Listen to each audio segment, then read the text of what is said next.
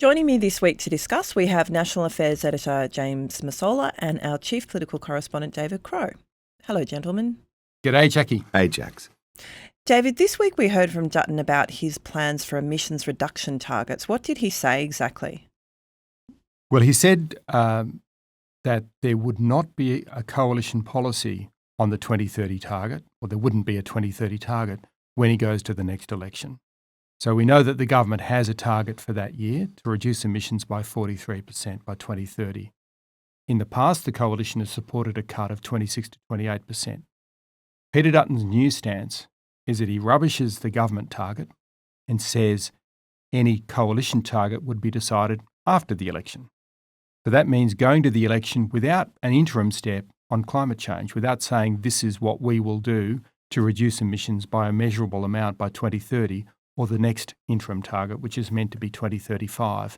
He puts all the emphasis on achieving net zero emissions by 2050, which of course means using, in his view, nuclear energy to achieve that outcome. So it's about pushing back the action, focusing on 2050 with no answer on what his target would be in 2030, when governments around the world are expected to have 2030 targets. So it's kind of trust us, elect us, we'll tell you later what we can do by 2030. Yeah. And the quiet bit that Peter Dutton's not saying out loud there is that every reputable climate scientist is saying there has to be, you kind of can't do this, situation normal, boom, suddenly we're at net zero. Yep. You have to have a credible glide path Yep. to zero. You can't just do it all at the last minute. Yeah. That's the problem. And just to be clear, it is still bipartisan policy that we are supposed to reach net zero by 2050 as per the Paris Agreement. But what you're saying is that Dutton is sort of like, trust us, 5 minutes to midnight just before 2050, we'll drop emissions to net zero, even though, as you say, the Paris Agreement means that everyone who signed up to it has to have a credible emissions reduction target every 5 years. I think they revise it so that we go down gradually and we don't get this sudden drop at the end, which wouldn't be achievable anyway, I think, according to most climate scientists.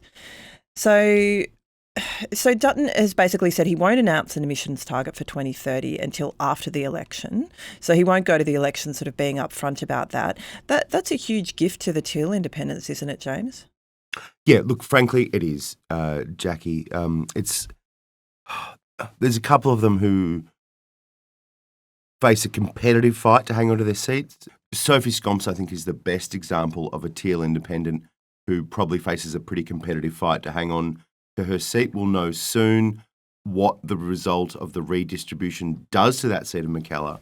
But I think for all of the teal independents, this allows them to plant a flag and say, we are not like, you voted for us last time on climate and integrity. We are still those same people. We still favour stronger action on climate change and demonstrably will back that versus what Peter Dutton and the coalition want to do. David, Dutton still insists, publicly at least, that he can win back the teal seats and that they're very much within the sights of the coalition, these inner Metropolitan seats, which, went en masse to the teal independents at the last election from Liberal hands, including really, really blue ribbon seats like Kooyong in Victoria and Mackellar that James has just spoken about in New South Wales. Is Dutton serious? Is he dreaming? Is he just saying that? What's going on there? He's dreaming, but if you don't dream, you don't try. So they have to say that they're going to target those seats, and they need a plan to target those seats. But I think when you look at what's been happening in the climate debate over the last week, you see that it's energised the independent campaigners. It's mobilising them and it's encouraging their supporters. I talked to one of the donors to Climate 200. He chipped in $1 million at the last election. What's his response to Dutton's policy on climate? He's going to chip in more at the next election. Right. He'll donate more and he'll back more campaigns. And this mobilises that base. I think in net terms, it's got a huge cost to the Liberals when they need to regain city seats. It may help in some battler electorates or cohorts, but we don't know how things are going to play out with the redistributions in Victoria and New South Wales, there are draft redistributions, final outcomes to be determined. But it has made many Melbourne seats more marginal for the Liberals. Mm. And that means not having a 2030 target becomes a negative for the Liberals in those electorates. Could make it harder for the Liberals to hold. And this is in a state where the Liberals have already gone backwards because they lost a seat of Aston and they could not win the seat of Dunkley. Mm. So the cost is quite apparent. And I think when I look at the list of seats that the Liberals need to win at the next election, the lack of a 2030 target, this sort of backsliding on action on climate change, has got more costs than benefits to the Liberals. So you just mentioned Dunkley then, which is a sort of classic example really of the outer urban, middle Australia, squeezed by the cost of living, like very sort of normal average people kind of seat that Dutton will need to win off Labor if he, lets go the teal seats or if the teal seats don't return to the Liberals at the next election. So I want to talk turkey on that. How, without teal support, can Dutton get enough, or without those teal seats, can he get enough outer urban seats to win the next election? And how you just talked a little bit about how the redistribution might affect that. But on the current numbers, which of those seats that will be swayed by this climate policy or swayed by cost of living pressures, swayed by Liberals away from Labor? Well, the Liberals would need to win Dunkley. Yep. They would need to win back Aston in Victoria. They would need the Central Coast seats in New South Wales. They would need, there's two key seats there that are often marginal, swing from one side to the other. They would need the seat of Gilmore on the south coast of New South Wales. They would need one of the most marginal seats in the country, which is the seat of Macquarie, which is in just outside Sydney. Northwest but it's in the Sydney. Blue Mountains, Yep. right? Yep. So it's got a lot of voters who would want action on climate change. Mm. And so when I think about what Peter Dutton has done on climate, I struggle to see how that's going to be a net gain for the Liberals if they try to unseat Susan Templeman, the Labor candidate, in the seat of Macquarie, which takes in the Blue Mountains. Mm. So that's why I can't see this climate calculation being a net winner when you've got such a long list of seats that Peter Dutton needs to gain. He's already got a lot of seats in Queensland. He could, of course, try for the seat of Blair in Queensland, held by Shane Newman, Labor MP. It's the most northerly seat now that Labor holds across the country, and it's just on the northern edge of Brisbane. Mm. Maybe it works there, but I've spoken to an independent campaigner in southeast Queensland, and the seat of McPherson, currently held by former Cabinet Minister Karen Andrews, is now a teal target. Right. And the Greens and Labor actually did fairly well in that seat. Yep. So That's it's a an Gold intriguing Coast, scenario. It's Gold Coast, Gold yeah. Coast seat. Yep. Intriguing scenario where seats outside Sydney and Melbourne now are potentially in play for independent campaigns. James, what about WA? Because the Labor government did reasonably well in WA compared to previous elections, and that was one of the reasons why they got over the line. Might the Libs win back some seats there, famously sort of fossil fuel dependent state? Yeah, look, the draft redistribution in WA has created a new seat, Bullwinkle, named after Vivian Bullwinkle, a former Australian Army nurse who was captured in World War II. That is notionally a Labor seat. A couple of other seats have seen their margins shift slightly. Seats that are already Labor, I mean, have seen their margins shift slightly to make them a little bit more, if there's such a word, retainable for the federal ALP. The seat of Swan, which Labor won at the last election, I believe has become slightly more difficult for Labor to hold. But overall, the view is the redistribution in WA has actually been pretty kind to federal Labor, which was expecting to find it pretty difficult to hang on to those 4 seats that won in the last election. So at the moment, the ALP has 9 seats in WA. There's 1 independent, 5 Liberal. That's a very rare situation. We're going up to 16 we might see them hang on to perhaps all but one. Maybe Swan is the one that falls. We'll see how that goes, but it's generally been good news for Labor, Jackie. Yeah. The other point I'd make, just to David's point and to your question, can the coalition win? I mean, the maths is brutal. They started on 57 seats. They need 76 for a majority. They've gone down to 55. Where are they winning 23 seats to form majority government? Now, Peter Dutton says he's not running a two-term strategy. I think that's rubbish. Yeah, and let's talk about that for a minute because So what's happening talk the listeners through what that means, because people have talked about that, that he's not planning on necessarily winning at the next election, but he's thinking further out to the election after that. And that's something that's been put to me by Liberals in the last couple of days, trying to make sense of what's happened on climate, because this lack of a 2030 target doesn't become an instant winner that gives the Liberals a surge to form government, because even though they can challenge Labor in the West, and those Western Australian seats are vital for Labor to hold majority government, if the Liberals take those WA seats, that forces Labor into minority, but it doesn't produce a majority for the Liberals. The Liberals can't form government if they don't make gains in Sydney and Melbourne. Yeah. Well, it's impossible to see how any political party survives having abandoned its heartland. And, seats like Wentworth, Kooyong, Mackellar, Warringah, these are heartland seats, or they were heartland seats for the Libs. And that's why when I talk to Liberals, they acknowledge that when they try to make sense of what Peter Dutton did, because it was a captain's call, it wasn't made with a party room vote. Yeah. They think that a two-term strategy is a logical explanation if you apply logic to it, because it means going hard, gaining enough ground to push Labor into minority government at the next election, most likely in early 2025. Me and James can disagree on that. And then having 3 years of Labor minority government where Peter Dutton can hold on as opposition leader, retain his base within the party room so he survives as opposition leader for a full 6 years, which is quite unusual and not easy, and then fight the subsequent campaign by attacking the Teals for being Labor light and keeping Labor in power. Yep, and that's 3 more years as well, Jax, of the coalition having nuclear power on the table, 3 years closer to nuclear submarines arriving in Australia, 3 more years rather, for people to sort of accept that policy setting, and for Dutton to be able to say, well, this is what we're doing.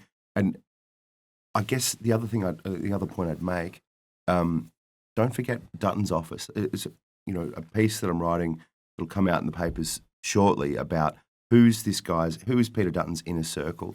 So much of it is his office, and there are 8 people in that office of 20 or 21 people who are former Tony Abbott advisors. So I think David and I are on the same page there. I felt for a long time that there's a two-term strategy there. Of course, they can't say we're not in it to win it this time round, but there's a two-term strategy. Bring Labor down to 72 or 71, let them be in minority, and then run that chaos narrative that Abbott ran so effectively from 10 to 13, and just, destabilise. Go from there. Yeah, exactly. Yeah. What has the government's response been to all this, David? The Prime Minister has really seized the opportunity, hasn't he, after Dutton made these comments, and he's come out pretty much every day this week to rail against Dutton and to say that he's worse than Scott Morrison on climate. So how are they positioning themselves? They're trying to make the most of this point in time to remind voters and sort of cement the impression for voters that the coalition is untrustworthy on climate change. It is an important issue for a lot of voters, and Anthony Albanese has gone out every day. He held a press conference about the coming visit to Australia by the Chinese Premier and used that to have a go at Peter Dutton over climate. He held a press conference in the courtyard of Parliament earlier in the week and used that to have a go at Peter Dutton about climate. These are always sort of little indications of which side feels more confident on the issue. The government clearly feels confident that it's got something here where it can brand Peter Dutton as untrustworthy, not thinking through his policy and not having a real plan to be Prime Minister. So they've made the most of it in that way. It hasn't changed what the government says about its position. 43% cut by 2030. And of course, there are questions about whether it can achieve that cut. There are estimates from within the government that say they're going to get pretty close, 42%. I mean, let's face it, 1% is a margin of error issue here. I don't think that's a big deal. The question is whether the rollout of renewables is happening fast enough and the construction of new transmission lines is happening fast enough for them to show at the next election that they're actually reducing emissions on the trajectory that they need, because when you look at the annual results for Australia's emissions, we're not actually reducing emissions fast enough to meet all the rhetoric we hear about climate change. To go focus on the opposition again, Dutton says nuclear is the answer to our energy needs. That's the policy that the coalition will take to the next election. But how will that actually play out? Because, nuclear reactors will need to be built in specific locations. It looks like those locations are going to be where transmission lines are, which is basically where coal-fired power plants are now. So they're all regional electorates. How does that play out in terms of the electoral politics and also the Nationals? Because what Nationals MP is going to want one of these things in his or her backyard? There are a couple of Nats who've said, Jackie, that they would be happy to welcome these plants. Are they for real though? I mean, aren't they going to face so much internal opposition from their constituents? Yeah, they are. So Dutton in particular talks about people who are already living in these seats, who already have coal power plants, who are sort of, what's the term he uses, Crowe? Like it's highly educated about power production, as in something like that. They're used to it. Well, yeah, essentially, they're aware of the they have. Yeah, I mean, that is what he says, right? Like they have a high level of education about the production of power in Australia. So that's the gamble they're taking. David Littleproud, the Nationals leader, said he'd welcome one to his seat. Barnaby Joyce has basically said, of course you can put one in my seat, and if you can see the power plant from your house, then you should get free power. But, you've also got Darren Chester in Victoria, for example, saying, who told our colleague Paul Sakal a few weeks ago, if we're going to be doing this in Latrobe, like in his seat of Gippsland, we're going to need a pretty big package of compensation or structural adjustment or whatever you want to call it. There is, so to your point, there is some reluctance about doing this, and it's not going to be straightforward. Now, the last sort of update, if you like, I've had on this is 4 or 5 national seats will have power plants or would prospectively have power plants in them, and 2 Liberal seats. That could change in the next few weeks when we'll finally see this policy. Right. But that's what we know to now. Right. I think it's got a lot of risks for them because it's easy for Barnaby Joyce to say, I'll have a nuclear power plant in my electorate of New England. Let's face it, the power plant in New South Wales, if there is one, would most likely to be just south of his electorate in the Hunter Valley. And that's an area where Labor holds the seats and the coalition needs the seats. And in that area, I think it can actually be used by Labor to build support. We pretty much know where the power stations are most likely to be under the coalition policy because they're where the transmission lines are and where the existing coal-fired power stations are. And that means the Hunter, possibly the Illawarra in New South Wales, but also the Latrobe Valley in Victoria, where the Nationals hold Gippsland, but also there are those Liberal seats on the eastern edge getting into that semi-rural territory that's pretty close. Russell Broadbent's seat of Macmillan, for instance, in regional Victoria. And so they could become Labor targets. Yeah. I mean, I guess I would just say it's pretty easy to welcome the prospect of a nuclear power plant when there is no prospect of a nuclear power plant anytime soon on the horizon, certainly probably not before you retire. Just quickly, I want to talk about a little story that Paul Sakal had this week about some internal feuding in the coalition after a coalition senator, Hollie Hughes, was bumped off the winning spot on the Senate ticket for New South Wales. David, what happened there? Because Hollie Hughes went public and was quite damning about Angus Taylor in particular. We don't always see that happen. Sometimes people lose pre-selections and they accept that vote by the Liberal Party members and then they, prepare to leave Parliament. In this case, Hollie Hughes lost pre-selection for the Senate ticket, which means that at the next election she'll be out of the Senate. The person who replaces her is somebody who got the backing of the right wing of the New South Wales Liberal Party. The moderate wing backed Andrew Bragg, who's currently a senator and who now moves to the top of the ticket.